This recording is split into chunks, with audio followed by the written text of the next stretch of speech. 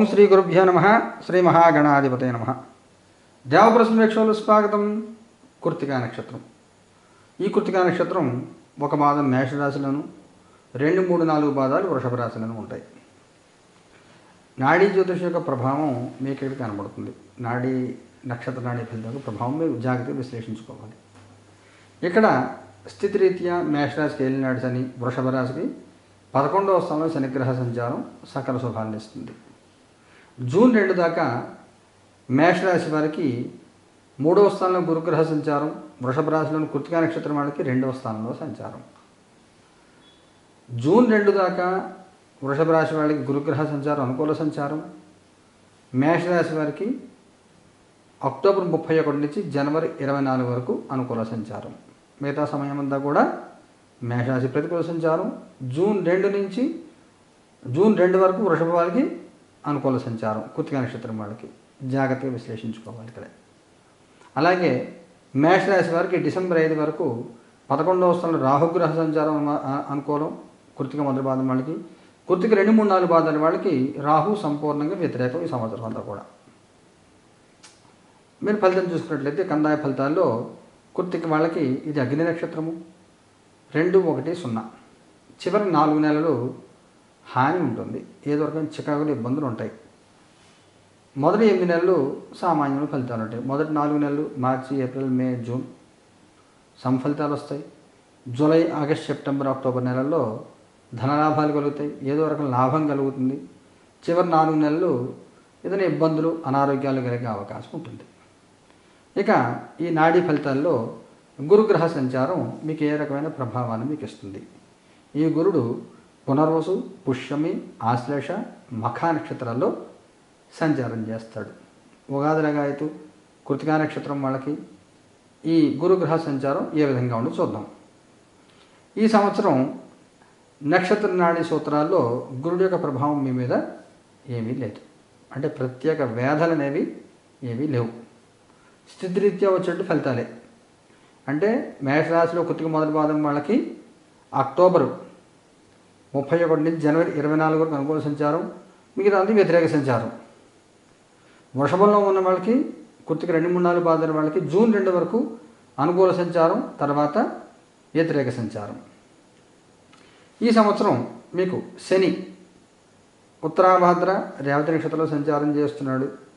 ఇందులో రేవతి నక్షత్రంలో సంచారం చేస్తున్న సమయం మీకు వ్యతిరేక సమయం. కృత్తికా నక్షత్రం మొదటి పాదం వాళ్ళు మీరు మేషరాశిలో ఉంటారు. మీకు ఈ శనిగ్రహం రేవతిలో సంచరించే సమయం ఏమిటి చూడండి. మే 17 నుంచి అక్టోబర్ 9 వరకు, తర్వాత 2027 సంవత్సరం ఫిబ్రవరి 8 నుంచి చివరి వరకు. అంటే 2022 మే నుంచి సెప్టెంబర్ దాకా, మే, జూన్, జూలై, ఆగస్ట్, సెప్టెంబర్, తర్వాత ఫిబ్రవరి నుంచి ఉగాది వరకు వ్యతిరేక సంచారం. ఈ సమయంలో కుటుంబంలో తగాదాలు కలుగుతాయి. జాతి నక్షత్రంలో సంచారం, అనవసరమైన వివాదాలు, పెద్దవాళ్ళ కోసం పిల్లలు దెబ్బలాడుకోవడం, డబ్బులు ఇన్వెస్ట్మెంట్ల కోసం, ఖర్చుల కోసం దెబ్బలాడుకోవడం. అంటే మీ డబ్బు ఉండదు, మీ నాన్నగారు డబ్బులు ఉంటాయి, దాన్ని ఎలా ఇన్వెస్ట్మెంట్ చేయాలో అన్నదమ్ములు దెబ్బలాడుకుంటూ ఉంటారు. అర్థం లేని మాట. ఎందుకు దెబ్బలాడుకుంటున్నారంటే ఏం ఉండదు మీకు కారణం. ఈ రకమైనటువంటి ఇబ్బందులు కలిగే అవకాశం ఉంటుంది. జాగ్రత్తగా ఉండండి. అనవసరంగా వివాదాలు పెట్టుకోవద్దు. వృషభ రాశి వాళ్ళకి 11వ స్థానంలో శనిగ్రహ సంచారం.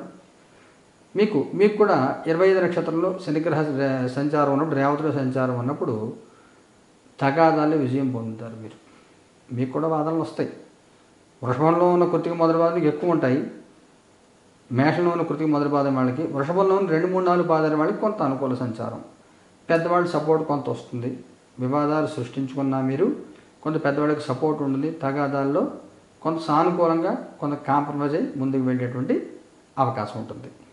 ఇక రాహుకేతులు తీసుకున్నట్లయితే స్థితిరీత్యా వచ్చేటువంటి ఫలితాలు తప్ప నక్షత్ర వ్యాధరీత్యా ఇటువంటి ప్రత్యేక ఫలితాలు రాహుకేతులు మీకు ఇన్ఫ్లుయెన్స్ చేయట్లేదు. మేషరాశి వారికి 11వ స్థానంలో రాహుగ్రహ సంచారం డిసెంబర్ 5 దాకా అనుకూలము. వృషభం వాళ్ళకి ఈ సంవత్సరం అంతా కూడా రాహుగ్రహం అనుకూలత లేదు. డిసెంబర్ 5 తర్వాత కేతు 3వ స్థానంకి వస్తారు వృషభ రాశి వాళ్ళకి. రాహు వాళ్ళకి మేషరాశిలో కృత్తిక మొదటి పాదం వాళ్ళకి 4వ స్థానంలో సంచారం. వృషభం వాళ్ళు కొంత అనుకూల ఫలితం ఉందో కేతుగ్రహం మూలంగా. అయితే నక్షత్ర సూత్రాలు ఇచ్చే ప్రత్యేక వేధలు లేవు కాబట్టి రాశిరీత్యా వచ్చే ఫలితం తప్ప ప్రత్యేకంగా ఇబ్బంది పెట్టే అవకాశం లేదు.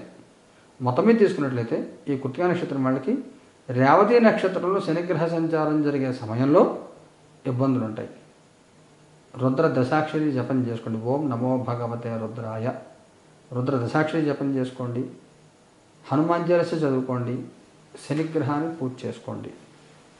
కాళీ కవచం చదువుకోండి. కాళీ అమ్మవారి కవచం వైరిమారణ కవచం అని ఉంటుంది, ఇంటర్నెట్లో దొరుకుతుంది. వైరిమారణ కవచం అది చదువుకోండి. ఈ శనిగ్రహానికి ఆరాధన మీరు చేసుకుంటే మంచిది. మీరు చేసుకోలేనట్లయితే మన దేవప్రశ్న కార్యాలయంలో నెలకి 2 సార్లు నవగ్రహ నక్షత్ర పరిహార హోమాలు జరుగుతాయి. దాంట్లో మీరు పాల్గొనవచ్చు. ఈ ఏప్రిల్ 1వ తారీఖు వీడియో రాశి ఫలితాల వీడియోలు అయిన తర్వాత నవగ్రహ పరిహారాలు వీడియో స్పెషల్గా అందజేస్తాను. దాంట్లో ఎవరైనా జాయిన్ అవ్వచ్చు. మీరు చూడండి. మీ అందరికీ సకల శుభాలు కలగాలని కోరుకుంటూ శుభం భూయాలు.